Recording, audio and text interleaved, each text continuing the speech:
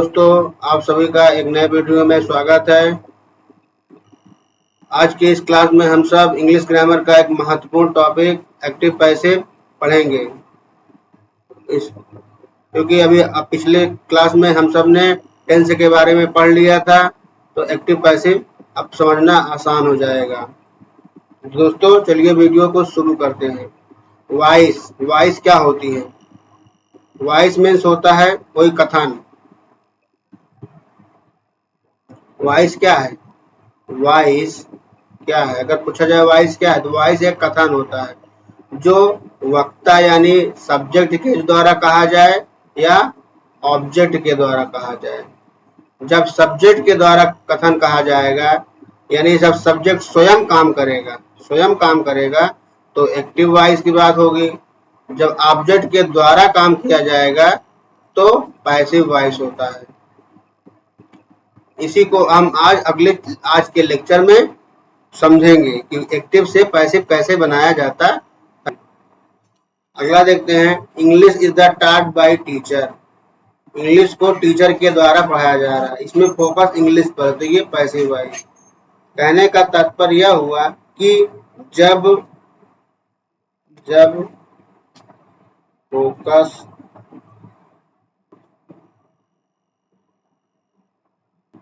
Focus teacher यानी doer पर हो तो एक्टिव होता है, एक्टिव वॉइस। और जब फोकस इंग्लिश या ऑब्जेक्ट पर हो तो पैसिव वॉइस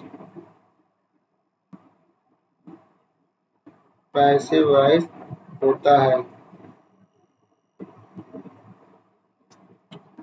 अगर सेंटेंस में ऑब्जेक्ट नहीं है तो पैसिव वॉइस नहीं बनेगा। जैसे ही स्लीप, वह सोता है, इसका पैसिव वॉइस नहीं बनेगा। अब देखते हैं एक्टिव पैसिव बनाने के नियम।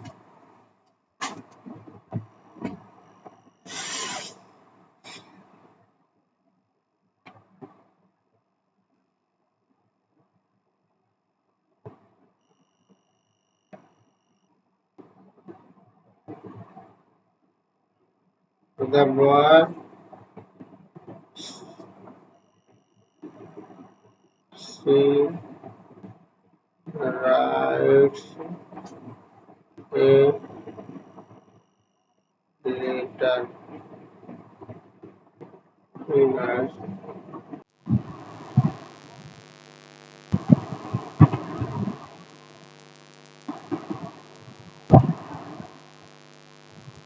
पैसिव वॉइस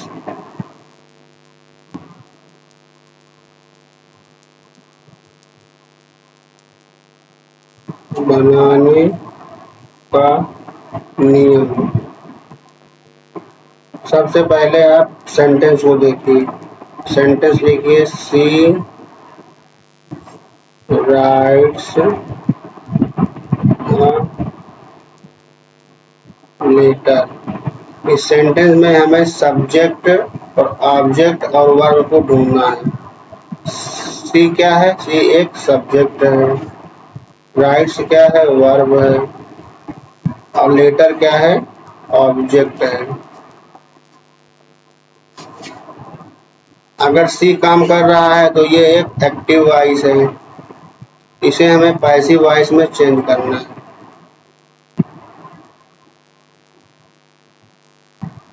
पैसिव वॉइस बनाने के लिए सबसे पहले ऑब्जेक्ट लिखते हैं, फिर हेल्पिंग वर्ब लिखते हैं, फिर बाई लगाते हैं, फिर सब्जेक्ट लिखते हैं।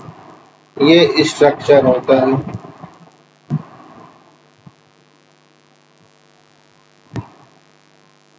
इस सेंटेंस में देखिए, सी rights a letter.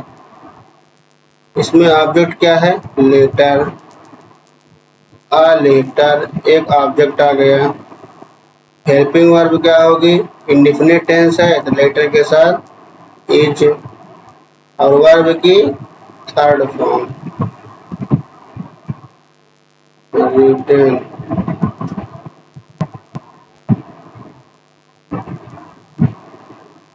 Retain by सी के साथ आप उसका ऑब्जेक्ट, ये आपका पैसिव वॉइस बन गया।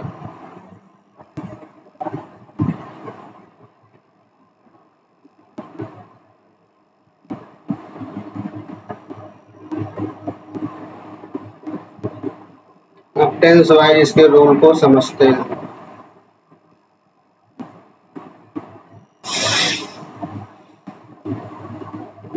प्रेजेंट इंडेफिनिट को का पैसिव वॉइस कैसे बनता है? Present indefinite subject verb object होता है। सबसे पहले ऑब्जेक्ट लिखेंगे, फिर इज एम आर लगाएंगे, V3 बाई और सब्जेक्ट, ये आपका प्रेजेंट इंडेफिनिट में बन जाएगा। ऐसे ही क्लेश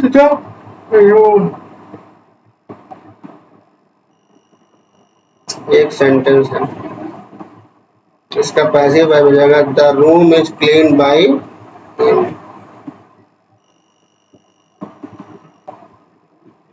प्रेजेंट कॉन्टिन्यूअस का पैसिव वॉइस, प्रेजेंट कॉन्टिन्यूअस में इज एम आर होता है और वर्ब की आईएनजी फॉर्म होती है। सबसे पहले ऑब्जेक्ट आएगा, इज एम आर के साथ बीइंग लग जाएगा, फिर B3, फिर वर्ब की थर्ड फॉर्म। जैसे she is writing a letter, a letter is being written by her।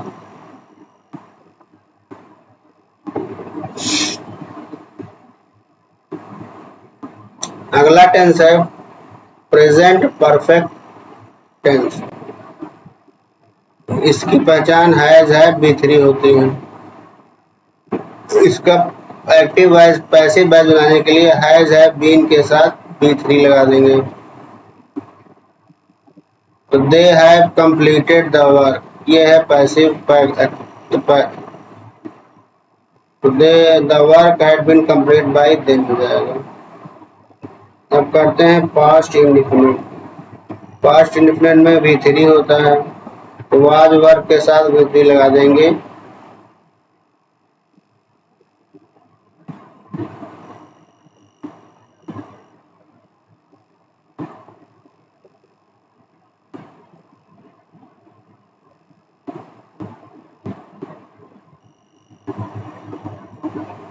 अगला एग्जांपल देखते हैं, he bought A car, a car was bought by. Past continuous देखते हैं, वाज वर्क आईएनजी होता है पास्ट कंटिन्यूअस में, यहाँ भी बीइंग और B3 लगा देंगे। तो they were washing the car, the car was being washed by them.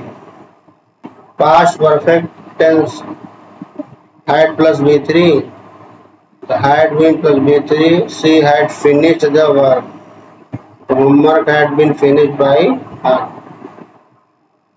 ये हो जाएगा। अब आता है फ्यूचर इंडिफिनिट। फ्यूचर इंडिफिनिट में क्या होता है,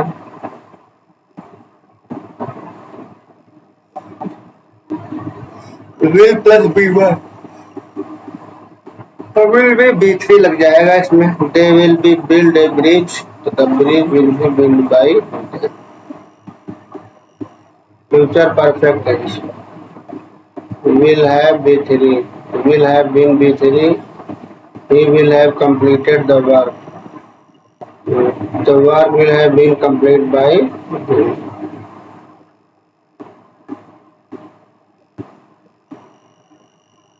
अभी तक हमने 12 टेंस के बारे में पढ़ा कि उनका पैसिव वॉइस कैसे बनता है।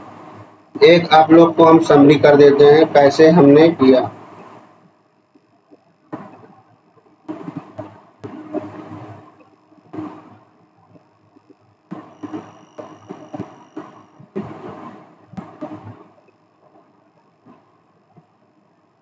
Present,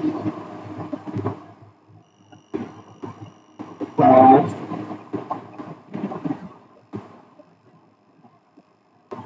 future.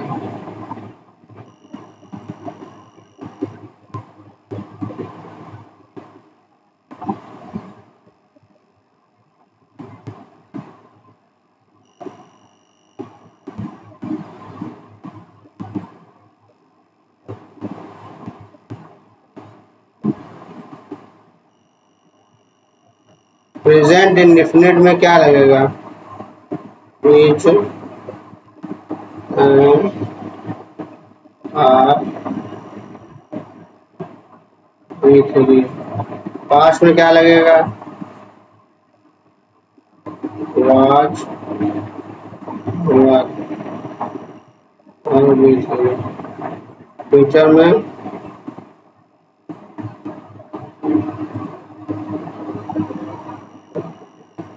Will shall be V3.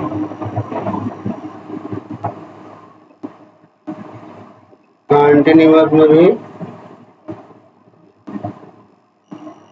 If and are plus be लग जाएगा।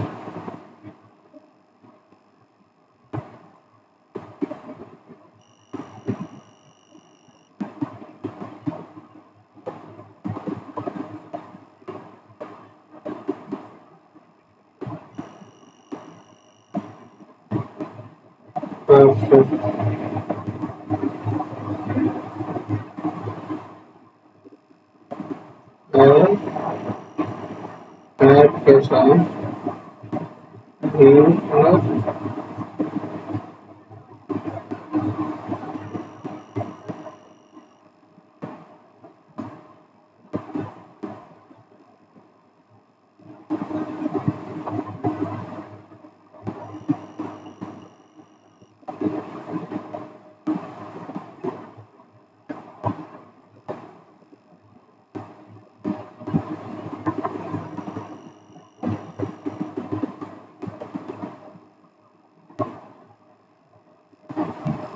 किसी भी सेंटेंस का पैसिव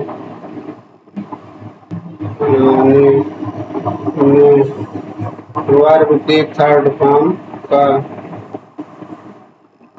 प्रयोग करते हैं।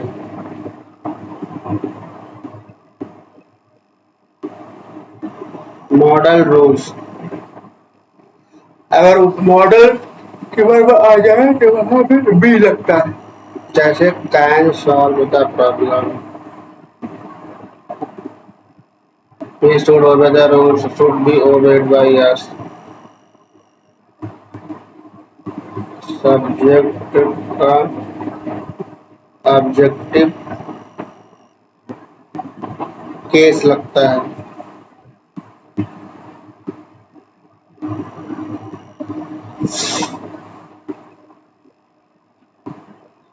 महत्वपूर्ण नियम पार्ट 6 है। महत्वपूर्ण नियम।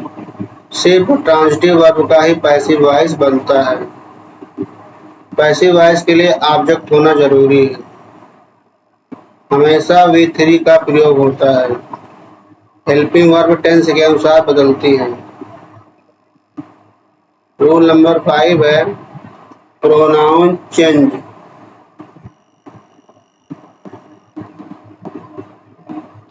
आई को मी में बदल देते हैं, वी को अस में, ही को हिम में, सी को हर में, दे को दिम में और हु को बाई हुम में। अब कुछ प्रैक्टिस क्वेश्चन करते हैं।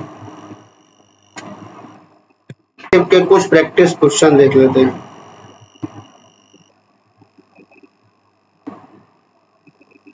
पहला क्वेश्चन है शी सिंग्स ए सॉन्ग। उसका पैसिव वॉइस कैसे बनाएंगे? तो पहले ऑब्जेक्ट को लिखेंगे आ सॉन्ग, उसके बाद वर्ब आएगी, ये इंडिफिनिट का है तो ईजेएमआर आएगी तो ईज आ जाएगी, और इसके बाद ये वर्ब की थर्ड फॉर्म संग बाई हर, इसका हो जाएगा ए सॉन्ग इज संग बाई हर। दूसरा देखते हैं दे क्लीन्ड द क्लासरूम। पहले क्लासरूम आएगा, ऑब्जेक्ट क्लीन्स वाज आ जाएगी, थर्ड फॉर्म बाई देम, ये भी सब जाएगा। क्वेश्चन नंबर 3 देखते हैं। He has finished the work, perfect tense है। परफेक्ट में क्या has been, have been, the work has been finished by him हो जाएगा। चौथा क्वेश्चन देखते हैं।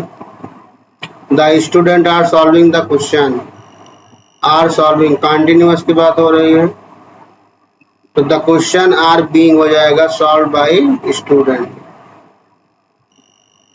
पांचवा क्वेश्चन देखते हैं। He will complete the project, future की बात है, तो he will, the project will be completed by us हो जाएगा। अब कुछ नियम देख लेते हैं। सब ये हो गया, एक्टिव में सब्जेक्ट वर्ब और ऑब्जेक्ट होता है, इसको आप कॉपी में नोट करिए। और पैसिव में होता है object helping verb B3 by subject.